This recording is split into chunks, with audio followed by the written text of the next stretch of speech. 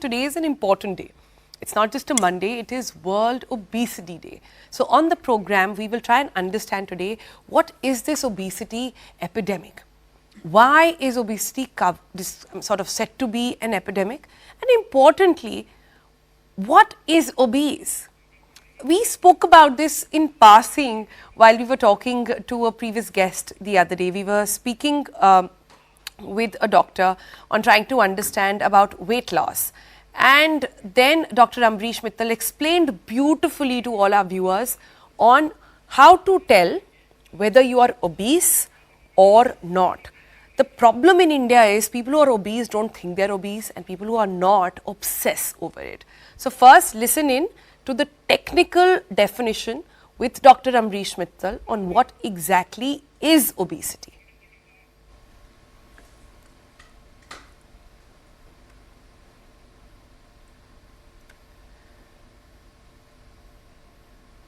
All right, I'm told there is some glitch and we don't have that bite just yet.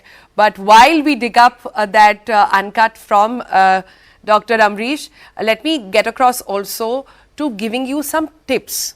And we have two people joining us on the program. We've got Dr. Shikha Sharma. She's a very well-known nutritionist in the country, and she will obviously be able to give us some tips on what to do. And we also have with us Karina in the studio. Karina is someone who is helping people in the weight loss journey. Good morning. Hi. Hello. Good morning. So we'll get to Karina also, and she'll tell us in some bits, and she'll get on the mat. She's come here all fit to sort of get us excited and get us motivated this Monday morning to get to do some workout. But first to you, Dr. Shikha, when we talk about weight loss, we all know now, and for those people who've been still living under a rock, that about 80% of your weight loss journey does not start in a gym, it starts in the kitchen. It starts on your dining table. It starts with what you eat, or rather what you don't eat. So for anybody watching right now who wants to shed those extra kilos, who wants to get fit, who wants to eat right, eat clean, and eat sort of just according to proportion of their own body, what is the first step? Give me something to get started. I know, and I meet people who are fat who say, or who are, you know, who are not very fit, perhaps, who say that I know, but hota nahi hai. Like, what is your first answer to those jo kehte hain hota nahi hai? So my first answer to those people who say ki hota nahi hai would be that in a way they are not wrong but not right either. Why I would say they are not wrong is because around them the whole environment is becoming obesogenic. You go anywhere, you'll find foods which are pushing people towards obesity. If you go, like if you're traveling, there are less chances of you finding healthy food, but more unhealthy. In offices also today, if we see, pizzas are the norm. Like whenever something happens, office parties are all about pizza parties. And the businesses of most of these packaged food is skyrocketing. So yes, I would say that the environmental influences are so strong that a lot of people are getting pushed into obesity versus say 50 or 60 years back if you see old videos. But I would say it's not entirely correct also, because at least in your home you can change the environment. So the first thing I would say today is go to your refrigerator and see what is in your refrigerator. Is your first shelf full of cheese and butter and processed things? You need to change that. The second shelf, what does it have? Does it have dairy and chocolates? You need to change that. Third shelf, what is it? Is it leftover food from last night? You need to change that. And finally, the last two shelves, is it full of vegetables and fruits? If it is not, if it is still having packets of processed food, then your refrigerator is telling your health story. I can look into anybody's refrigerator and without looking at the family, tell you how healthy the family is. That's a good way. That's a good way. A very visual representation that will happen at home, and what you see is what you will eat.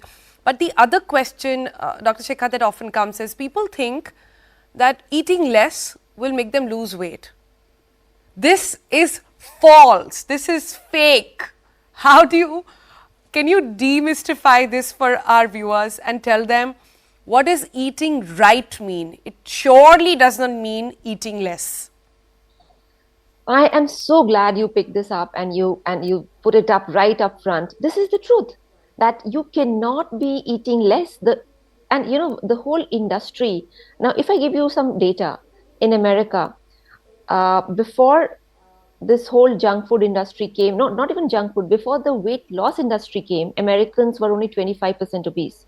Today, they are almost touching 60% obesity thanks to the weight loss industry. Now, what has the weight loss industry done? Weight loss industry has perpetuated the myth that you have to eat less. Now, when you eat less, an example is zero calorie soda or zero calorie, fizzy drinks. People drink zero calorie thinking that, okay, I'm drinking this zero calorie, so I'm not getting calories. I can have couple of them, two, three, or whatever. But the chemicals in that zero calorie are destroying your cellular intelligence. In our body, there is intelligence which knows how to control weight. It is not simply you eat a lot of food, you put on weight, and you eat less food, you lose weight. Because in our families, we know that there are a lot of slim people who eat a lot, they don't put on weight, and there are a lot of people who are overweight and they're not eating as much as we think. So it's not like a box. Our bodies are not boxes. So our bodies have cellular intelligence, which in a very simple way says that our bodies, our cells can decide how much to keep and how much to throw out. But we disrupt this cellular How intelligence fascinating. by one, having foods which have artificial messengers or artificial codes. Now, all of that, if you look at any food which is ready to eat or which is coming in a packet, it would have at least 5 to 6 things, chemicals, which actually your body can't handle. It disrupts the internal messaging system, right? The second thing is the timing of a food. So our body has a circadian rhythm. So you can link it to a machine where at the right time, if you give it fuel, it will use that fuel for energy. But if at the wrong time, when the body is going off to sleep now, which is post sunset, you are giving it a lot of fuel, what will it do? It will just store it up, because at that time, it's like, suppose at 8 p.m. or 9 p.m. at night, the office gives 10 files to its team and says, now finish it at night. Obviously, it won't get done. It'll only get done when the person is active and about. So don't give your body work to do when it's about to sleep or rest.